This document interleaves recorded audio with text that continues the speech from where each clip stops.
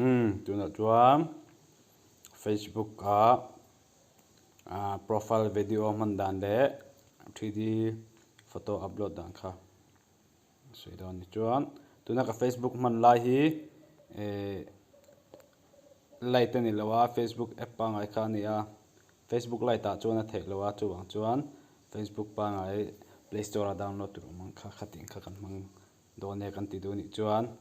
profile a hen kan lu tanga chuan profile anh cần lút lẹ ngà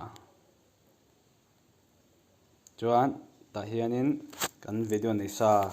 kan upload don chuan ta kan lu tanga ta hen video kha lo ta ni video kan du ha kan thlanga antinan mi kan du ha select anga chuan kan du na lai ta kha kan edit dun chuan edit a hen kan lu tanga antinan he tilai mi ti kha kan du dei chuan to pa mi te kan du chuan ti khan edit thei boka chuan ti te thei boka ti hian kha chu kan du dan tan khan sim the a crop thei boka ni ti hian ma a sound off pa na thei boka du le chuan ani kan ti ra chuan hei hi save hi an me tanga an upload to be don ani chuan 3D photo group te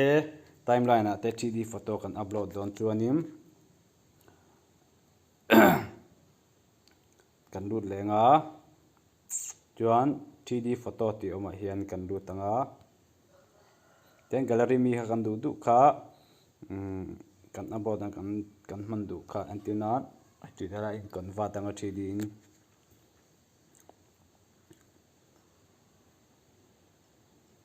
ti khan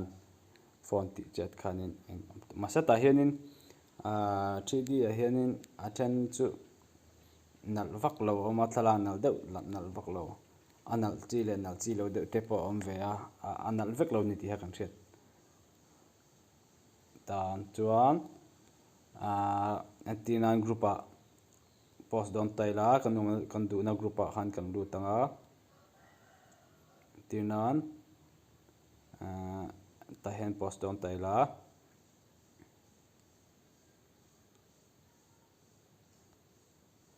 tan post don taila kan lu leng kan lu na aya khan ta hian anoi bera hian om ve thunga ta chuan 3D kha ha ta mi hi nia ta kan lu lenga kan du na chin miang tho khang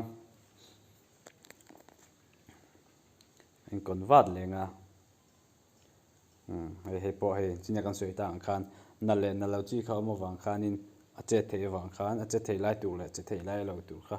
amo wang kan thlalak thren ka ta chuan nal vak thei lo ni tiang hian kan tianga post le ani le to ve ta hian du chuan caption kha zia thei bok ta